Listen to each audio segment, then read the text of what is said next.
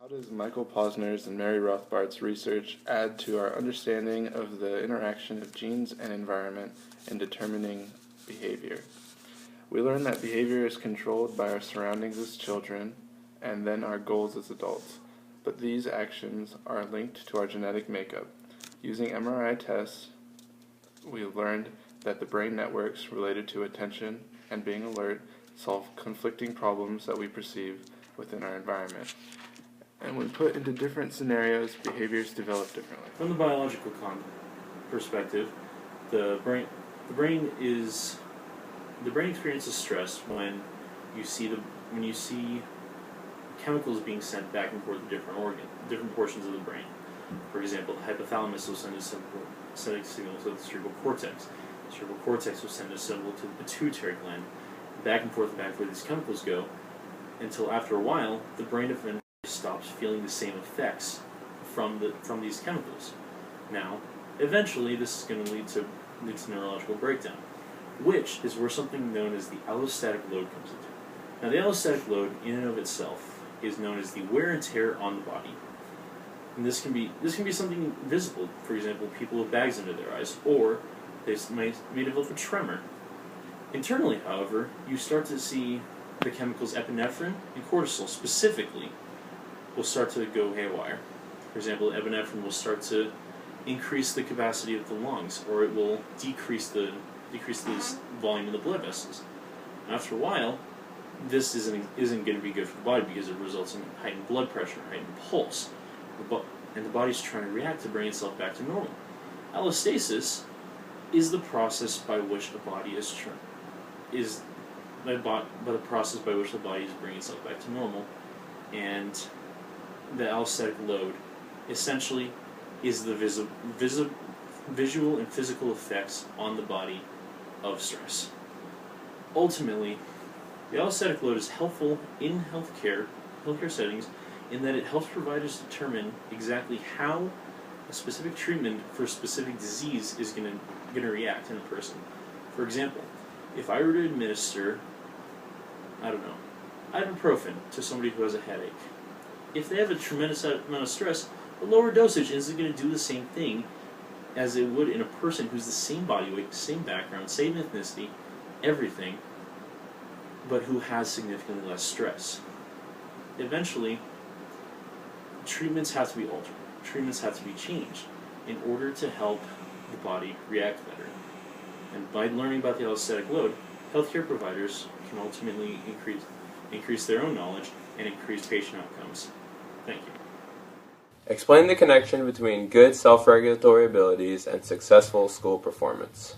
Well, to answer this question, you first have to know what self-regulation is. Self-regulation, boiled down, is basically self-control. So, for instance, when you want to do something that you really don't want to do, but you have to do it, self-regulation is actually doing it instead of just being lazy. For example, like when you get really angry at someone, you may want to hit them, but you can't because that would be looked down upon in society. So you have to control it and self-regulate yourself. Good explanation. Okay, so having self-regulatory abilities would have a lot to do with successful school performance. When you're feeling tired or distracted, sometimes you need to conquer that and discipline yourself into studying or working on homework, or like playing video games. You couldn't just play video games instead of doing your homework. So you can see how self-regulation positively correlates with getting great grades. Compared with friends and family, how intense is your response to stress? My response to stress is mainly minimum. I try my hardest not to stress, especially being a freshman in college and taking a lot of classes and having family and friends. Like, I try to maintain myself so that I don't stress a lot and just be the happiest I can be. Along with that, what factors in your life trigger stress the most? The main things that trigger stress would happen to be money, jobs, relationships, school, worrying about the future, and family. For me, I would say that school happens to be my biggest stress thing. I stress a lot mainly because it's something new for me to develop in, and it's what I want to do in life, so I want to be sure that I want to do this in life. So just working hard to what I want to get to it's It's mainly the stress trigger for me.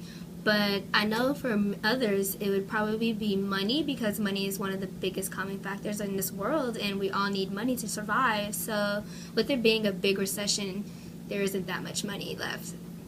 Stop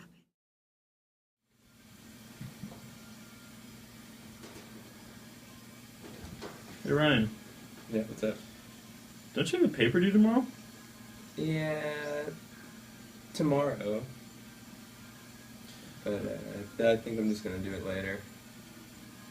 Okay, I mean, it's already 11. You sure? I don't know, I'm kind of having a lot of fun right now. Okay. Well, I guess it's time to start that paper. Alright.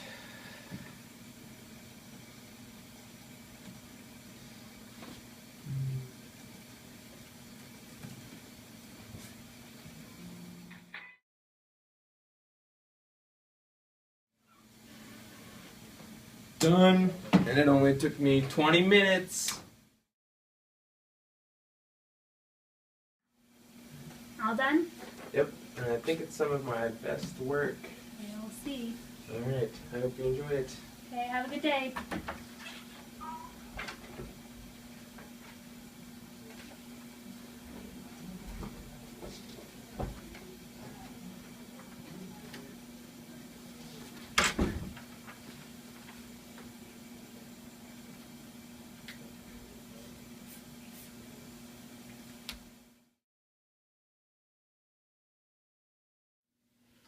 Well, you look pretty stressed. What things do you think causes your stress? I don't know. Probably most likely the fact that I have to be up really early for work and I'm up really late for school and stuff. And I don't know. What else? What do you think would cause it? Well, stress in the brain, the things that like freak you out or make you like time crunches, the reason you feel stressed is that when you're feeling that way, the hormones in your brain are actually redesigning the structures of your brain. And that's why you get freaked out. So it's literally driving me crazy. Kinda. So until you finish that, like, your constraints, then your brain is going to be in overdrive remodeling. That's it. So what can I do to help it? Well, you can try to relax, get lots of sleep, try to be more scheduled so you don't wait for things to go to the last second, so you don't get stressed out. You know, if you have to wake up early, then go to sleep earlier. Don't stay up watching TV. Just, you got to make a schedule for yourself and do things on your schedule so things don't come down to the last second. Okay, so just time management, stuff like that. Pretty much. I think I can do that. I think if you do that, you'll be a lot happier. All right. Thanks, Doc.